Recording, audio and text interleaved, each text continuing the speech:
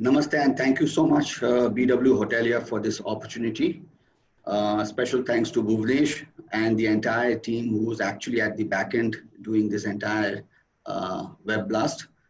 Very, very fortunate to be part of this team. So this is basically, BC, a very, very human resource centric question. And this is, I think, out of whatever we've been discussing all this while. So before I answer this question, let me just retract back to tell you that what as the hotel we have done in terms of taking care of our guests and our associates. So the entire program of uh, which we call it We Care and the commitment to clean, we have actually categorized that into three buckets. The first bucket being branded hotel program, in which we encompassed all the touch points of a guest journey and the associate journey.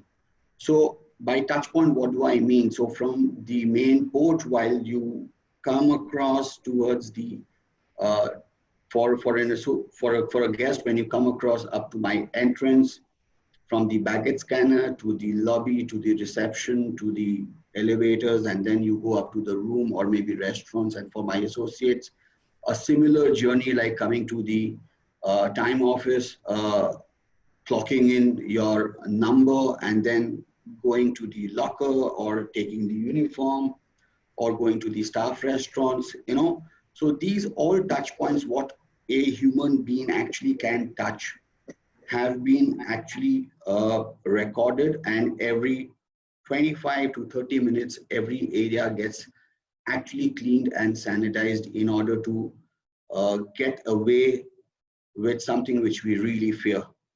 The second bucket, which we have actually put our cleanliness strategy, is the clinical level of cleanliness. And that's really very, very important. And the hygiene of these touch points through the chemicals, high graded chemicals which we use. And the third very, very important point is the medical focus in the heart of the house areas and wherever the associates actually travel.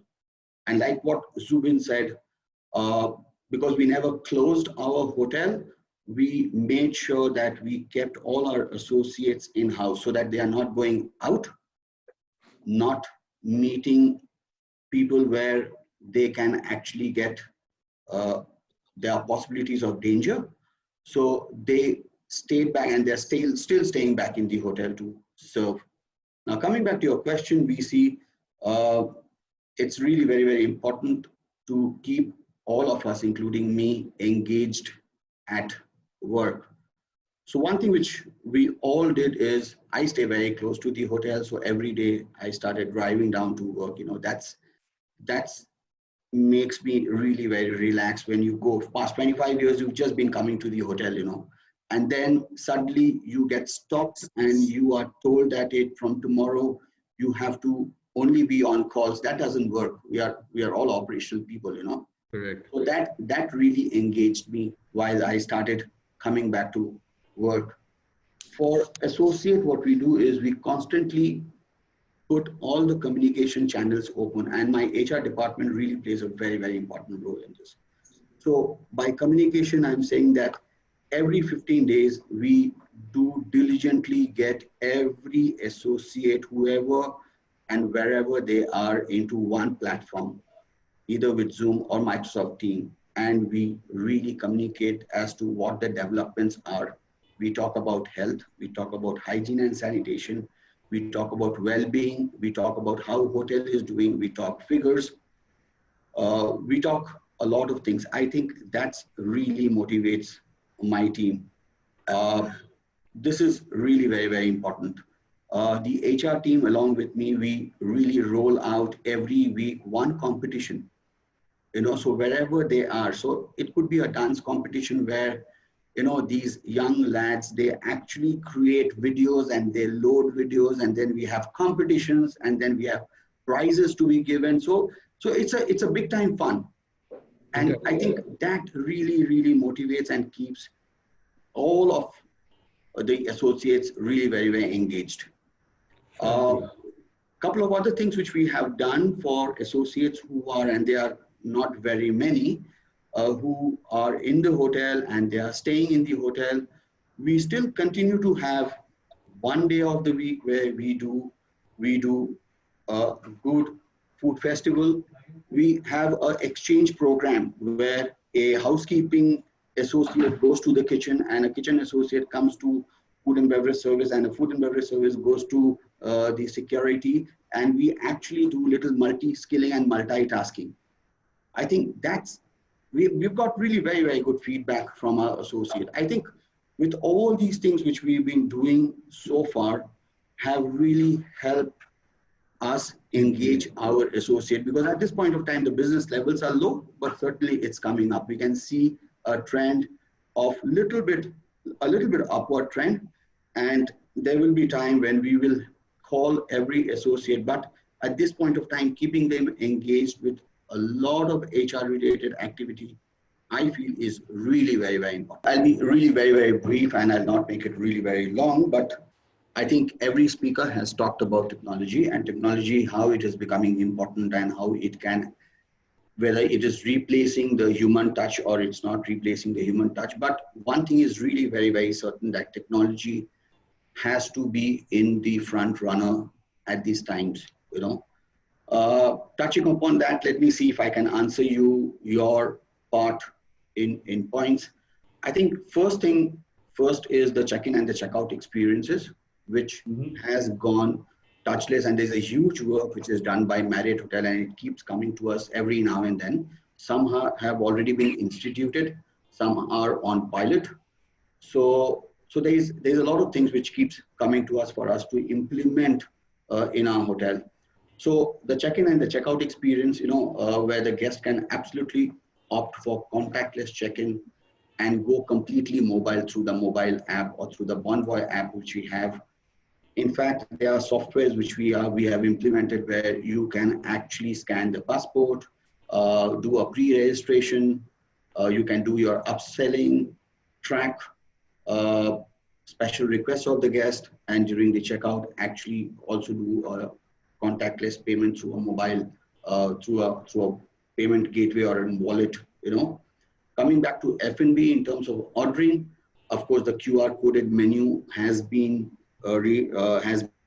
added, and those bulky, big, nice-looking menus have completely been replaced.